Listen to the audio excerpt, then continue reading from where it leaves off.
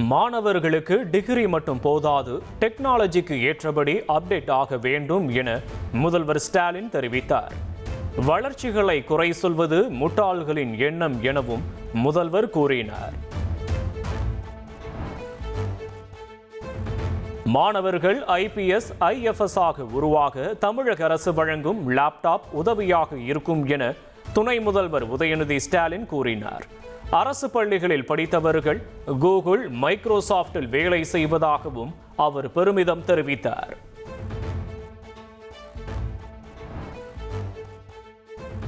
பொங்கல் பரிசு தொகுப்புக்கு நிதி ஒதுக்கி தமிழக அரசு அரசாணை வெளியிட்டுள்ளது.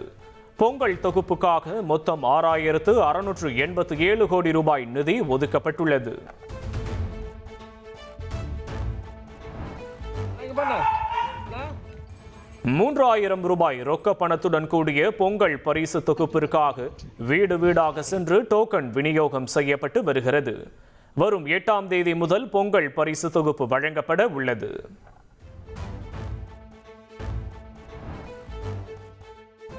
தங்கம் விலை காலையில் 640 ரூபாய் கூடிய நிலையில் மாலை மீண்டும் 640 ரூபாய் உயர்ந்தது. ஒரு சவரன் தங்கம் 1,02,080 ரூபாய்க்கு விற்பனை செய்யப்படுகிறது. தமிழகத்தில் வரும் 9ஆம் தேதி தஞ்சாவூர், திருவாரூர், நாகை மாவட்டங்களில் கனமழைக்கு வாய்ப்பு. மயிலாடுதுறை, ராமநாதபுரம், புதுக்கோட்டையிலும் கனமழை பெய்ய வாய்ப்பிருப்பதாக வானிலை ஆய்வு மையம் தெரிவித்துள்ளது. திருச்சியில் நடைபெற்ற பொங்கல் விழாவில் மத்திய உள்துறை அமைச்சர் அமித்ஷா பங்கேற்றார். மத்திய அமைச்சர்கள் பியூஷ் கோயல், எல் முருகன் ஆகியோரும் நிர்வாகிகளுடன் சேர்ந்து பானையில் பொங்கல் வைத்தனர்.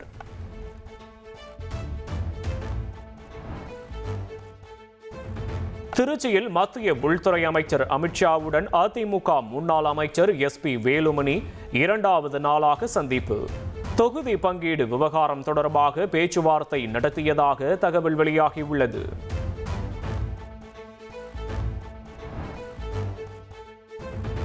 வருவாய்த்துறையினரின் பயன்பாட்டிற்காக ரூபாய் 13.73 கோடியில் 155 புதிய வாகனங்களை முதலமைச்சர் ஸ்டாலின் கொடியசைத்து தொடங்கி வைத்தார். 100 தொழிலாளர்களுக்கு மானிய விலையில் ஸ்கூட்டர்கள் வழங்கும் திட்டமும் தொடங்கப்பட்டுள்ளது.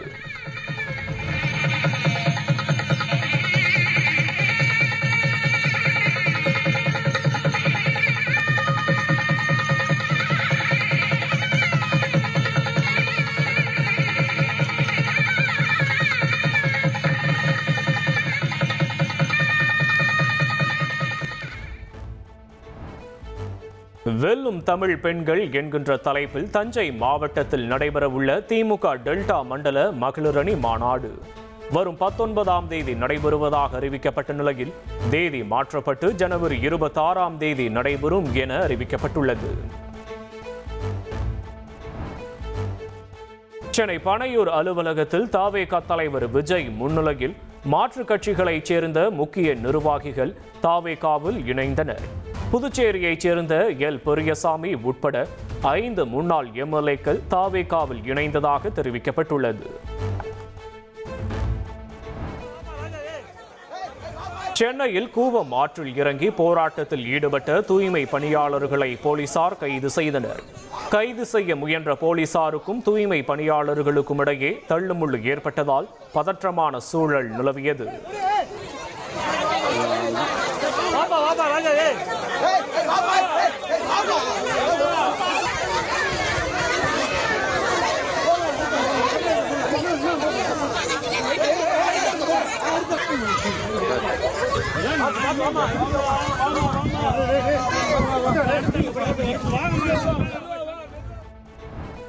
சம ஊதியம் கோரி சென்னையில் 11வது நாளாக போராட்டத்தில் ஈடுபட்ட இடைநிலை ஆசிரியர்களிடம் அதிகாரிகள் 4 மணி நேரத்திற்கு மேலாக பேச்சுவார்த்தை நடத்தினர். தங்களது கோரிக்கைக்கு முடிவு கிடைக்கும் வரை போராட்டம் தொடரும் என இடைநிலை ஆசிரியர்கள் சங்கத்தினர் கூறியுள்ளனர். இயக்குனர் பாரதி ராஜாவின் உடல்நிலை சீராக உள்ளதாக மருத்துவமனை நிர்வாகம் அறிக்கை வெளியிட்டுள்ளது. கடுமையான நுரையீரல் தொற்று இருப்பதால் ICUவில் சிகிச்சை பெற்று வருவதாகவும் தெரிவிக்கப்பட்டுள்ளது.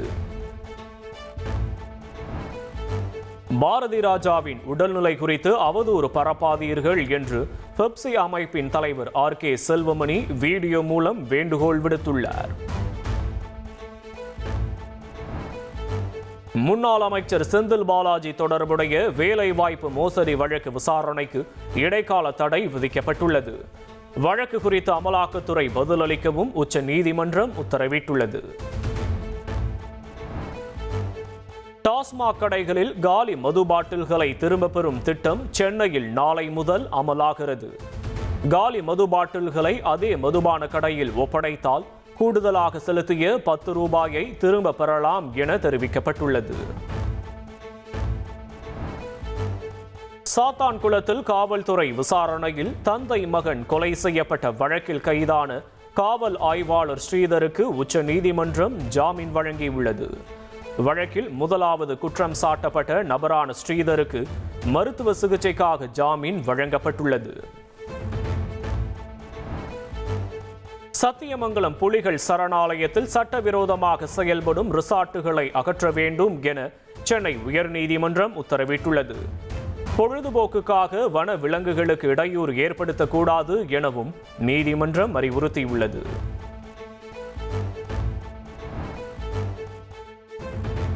நெல்லையில் 15 வயது மகளை பாலியல் வன்கொடுமை செய்து கர்ப்பமாக்கிய தந்தைக்கு தூக்கு தண்டனை. நெல்லை போக்சோ சிறப்பு நீதிமன்றம் அதிரடி தீர்ப்பு.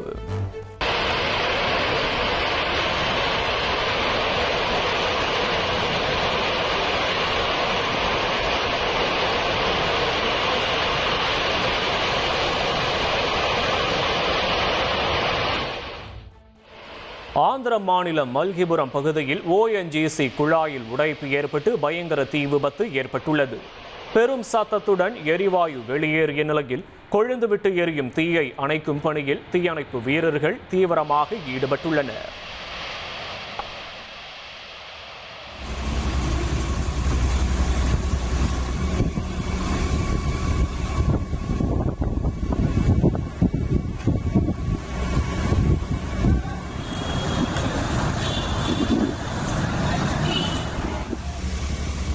டாமன் யூனியன் பிரதேசத்தில் உள்ள தயாரிப்பு ஆலையில் பயங்கர தீ விபத்து ஏற்பட்டுள்ளது. மின்கசிவு காரணமாக தீ விபத்து ஏற்பட்டதாக தகவல் வெளியாகியுள்ள நிலையில் தீயை அணைக்கும் பணியில் தீயணைப்பு வீரர்கள் ஈடுபட்டுள்ளனர். கொல்கத்தா அணியிலிருந்து வங்கதேச வீரர் முஸ்தபிசுர் ரஹ்மான் நீக்கப்பட்ட விவகாரம். வங்கதேசத்தில் IPL போட்டிகளை ஒளிபரப்ப தடை விதித்து அந்நாட்டு தகவல் ஒளிபரப்பு அமைச்சகம் அதிரடி உத்தரவிட்டுள்ளது. ஆஷஸ் டெஸ்ட் கடைசி போட்டியின் முதல் இன்னிங்ஸில் இங்கிலாந்து 384 ரன்கள் குவித்தது. தொடர்ந்து களமிறங்கிய ஆஸ்திரேலியா அதிரடியாக விளையாடி இரண்டாவது நாள் முடிவில் 2 விக்கெட் இழப்பிற்கு 166 ரன்கள் எடுத்துள்ளது. இனி செல்லும் இடமெல்லாம் செய்தி. தந்தி டிவியின் வாட்ஸ்அப் சேனலை ஃபாலோ பண்ணினா செல்லருக்கும் இடமெல்லாம் செய்தி. இதோ QR கோட் இப்பவே ஸ்கேன் பண்ணுங்க, ஃபாலோ பண்ணுங்க.